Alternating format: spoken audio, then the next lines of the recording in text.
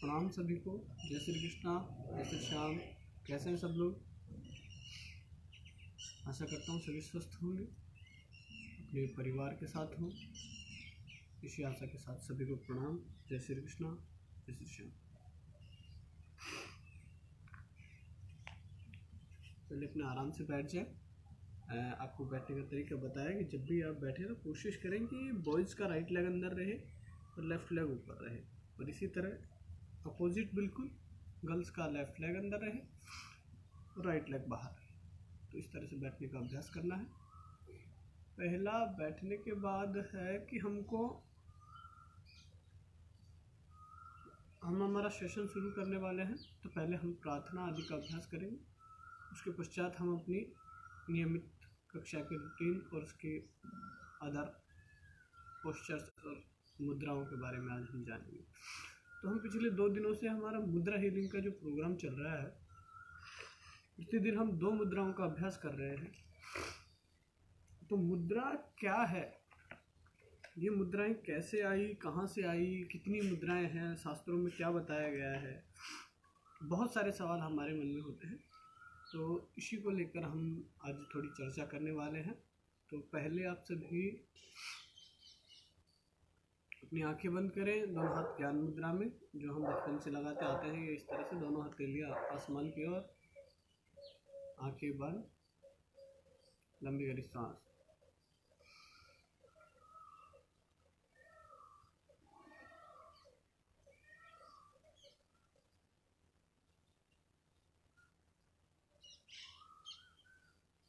योगेन चित्तस्य पदेन वाचा मलं शरीरस्य च वैद्यकेन योपाकरोतं प्रवरं मुनीनां पतञ्जलिं प्राञ्जलिं प्रणतोऽस्मि। Deep inhale. ॐ भूर्भुवस्सुः तत्सवितुर्वरेण्यं भर्गो देवस्य धीमहि धियो यो नः प्रचोदयात्।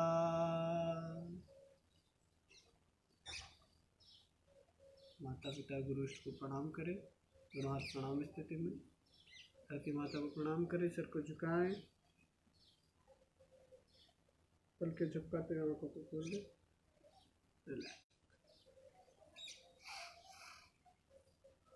तो हम मुद्राओं पर बात कर रहे थे।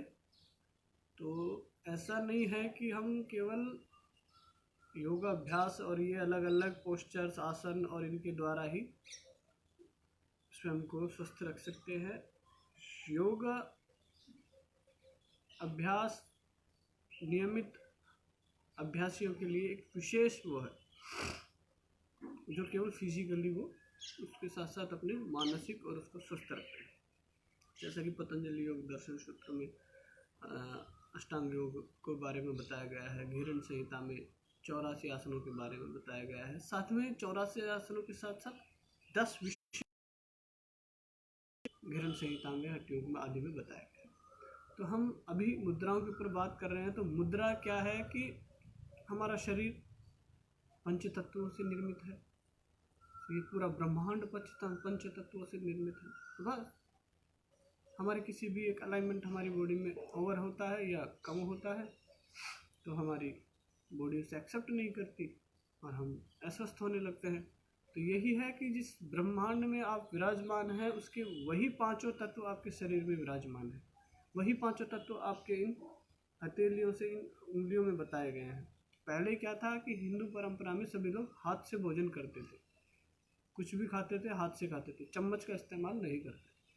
ये पाश्चात्य संस्कृति के आगोश में आकर के आजकल सभी ने हाथों से खाना, अपने पंजों से इस तरह से पकड़ के खाना बंद कर दिया। सभी लोग चम्मच आदि का इस्तेमाल करते हैं और उसका परिणाम भुगत भी रहे हैं। तो इन हमारी 5 फिंगर्स में हमारे पंच तत्व विराजमान है। पहला आपको बता दें कि समथिंग 108 108 मुद्राएं होती हैं। भरतनाट्य शास्त्र में अनुसार आप देखते होंगे नृत्य की अलग अलग विभिन्न मुद्राएं हैं।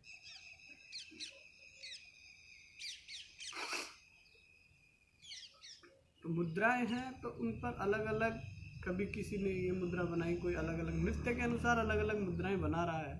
अधिकांशतः प्राय अब मुद्राएं लुप्त होने के कगार पर है, बिकॉज इसके ऊपर कार्य ही नहीं हुआ।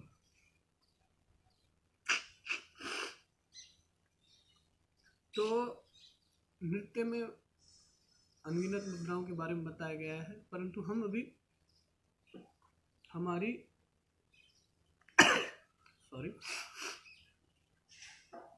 पंच मुद्रा और पंच तत्वों पर हम चर्चा कर रहे हैं। तो पंच तत्व हमारी इन फिंगर्स में है। तो पहला हमारा तत्व है हमारी मिडिल फिंगर।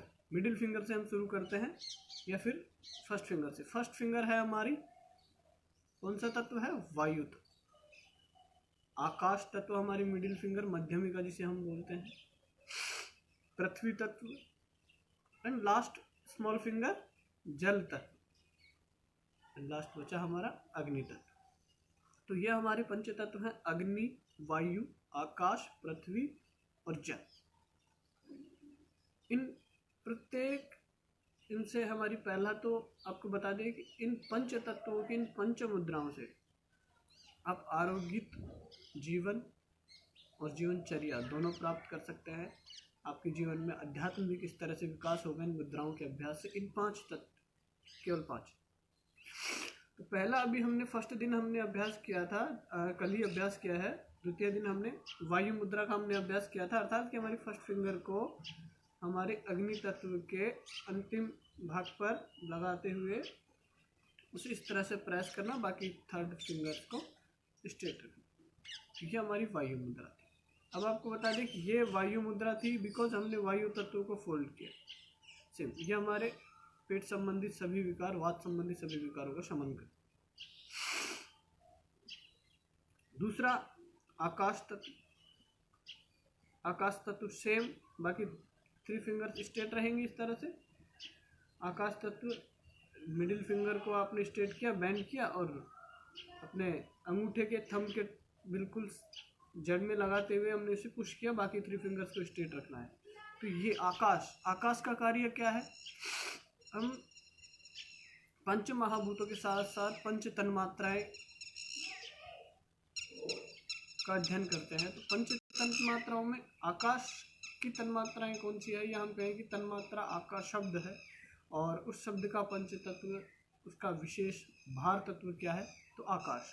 तो आकाश का कार्य क्या है कि आकाश में शब्द विराजमान है, ध्वनि विराजमान है। तो आकाश तत्व हमारी आकाश मुद्रा, ये जो हमारी आकाश मुद्रा हमने बताई,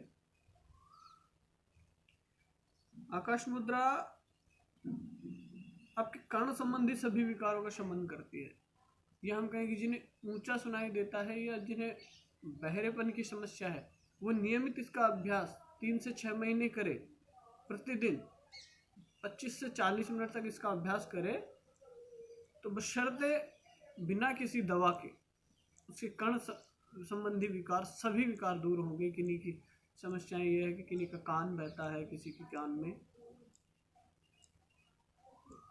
बहता है और उसके अंदर लिक्विड सा निकलता रहता है। तो नेक्स्ट हमारी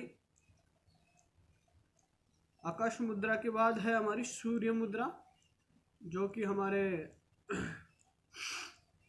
पृथ्वी तत्व से निर्मित होती है। तो पृथ्वी तत्व को हमने जैसे ही उसके मूल पे लगाया और अंगूठे से प्रेस किया, बाकी 3 फिंगर्स को स्ट्रेट किया। तो सेम वैसे ही नेक्स्ट वरुण मुद्रा या जल मुद्रा हम जिसे कहते हैं, ये हमारे जल की कमी को दूर करती है, क्रोध आदि को शांत करती है, किसी का चिड़चिड़ापन है उसे शांत करती है। तो इसी क्रिया को हम आगे बढ़ाते हुए आज की हमारी मुद्रा का अभ्यास हम कर रहे हैं। तो पहला है हमारा पंच तत्वों से निर्मित हमारी जो क्रियाएं हैं उनका अभ्यास हम कर रहे हैं।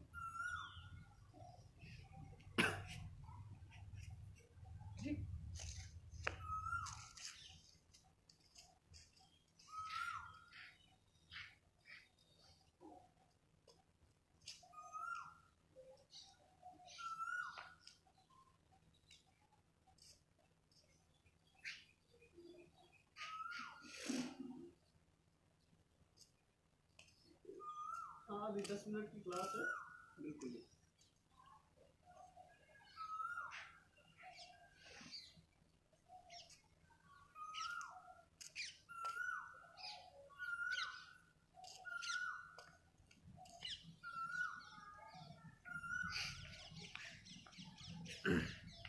तो हम बात कर रहे थे हमारे आज की मुद्राओं के। आज की हमारी दो मुद्राएं हैं। पहली हमारी मुद्रा है प्रणाम मुद्रा, जो हम सामान्यतः करते आ रहे हैं।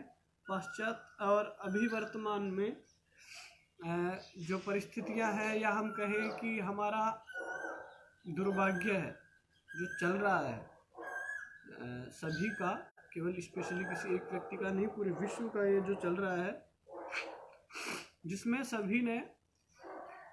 सभी लोग अंदर हैं, किसी से मिल नहीं सकते, किसी ऐसे कार्य को कर नहीं सकते। तो वो सभी साथी अब क्या करें इस महामारी के दौर में, इस कोविड-19 ने सबको हिला के रख दिया।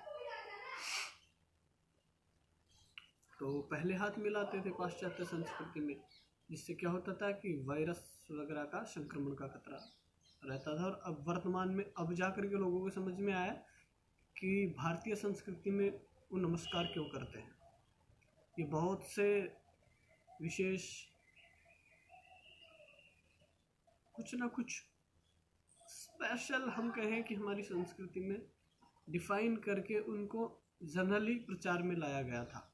और अब हम पाश्चात्य संस्कृति के आगोश में इतने आ चुके हैं कि हमारी संस्कृति को भूलते जा रहे हैं। और इस कोविड-19 ने दुनिया को बता दिया है कि भारतीय संस्कृति क्यों नमस्कार पर दबाव बनाती है, नमस्कार के ऊपर क्यों उनका विशेष महत्व होता है, वो इस तरह से ही क्यों प्रणाम करते हैं, नमस्कार करते हैं, अभिवादन करते हैं। तो आप समझ में आ रहा होगा शायद लोगों को। तो पहला हम इस तरह से प्रणाम मुद्रा का अभ्यास करते हैं। तो प्रणाम मुद्रा से क्या है कि हमारे पूरे पंच तत्व एक दूसरे से प्रेस होते हैं, ये इस तरह से प्रेस होते हैं। हम इसी तरह से प्रणाम मुद्रा का अभ्यास करते हैं, नमस्कार मुद्रा का, अभिवादन मुद्रा। ये हमारे जल, पृथ्वी, आकाश, वायु और अग्नि तत्व, इन सभी की एक साथ बैलेंसिंग को बनाए करके रखता है। आप नियमित अभिवादन करते हैं तो आपके पूरे 5 एलिमेंट्स एक साथ एक्यूप्रेस होते हैं, और उसी एक्यूप्रेस के अकॉर्डिंग आपके जिस भी अलाइनमेंट की आपकी बॉडी में कमी हो जाती है, या हम कहें कि अधिकता हो जाती है, तो उसे वो मेंटेन कर देता है। प्रणाम मुद्रा आपके हृदय, यानी कि हम कहें कि हृदय चक्र और आज्ञा चक्र दोनों को एक्टिवेट करती है। एक्टिवेट, या हम कहें कि उससे एक्टिवेट करने में हमारी सहायता करती है। तो प्रणाम मुद्रा सामान्य है, हम हमारी संस्कृति से जुड़े हुए हैं, हमेशा से हम प्रणाम अभिवादन करते आए हैं, तो यही हमारी प्रणाम मुद्रा है।